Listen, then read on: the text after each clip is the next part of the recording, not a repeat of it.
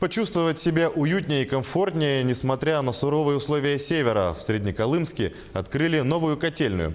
Объект обеспечивает теплом 125 домов. Совсем недавно к нему подключили и здание аэропорта. Строительство велось в довольно сжатые сроки с апреля текущего года взамен устаревшей аварийной котельной номер 4. Она была повреждена во время весеннего паводка 2018 года. По ходу торжественного мероприятия министр ЖКХ и энергетики региона Дмитрий Садовников вручил почетные грамоты и памятные подарки работникам Среднеколымского филиала ГУП ЖКХ. По работе старой котельной было очень много жалоб. И сегодня мы можем говорить, что новая котельная, конечно, это, конечно же, надежность и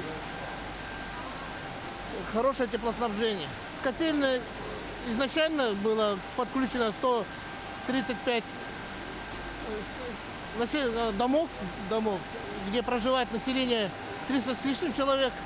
И от этой же котельной при реконструкции аэропорта, при строительстве новых зданий в районе аэропорта, оно будет подключаться от этой котельной.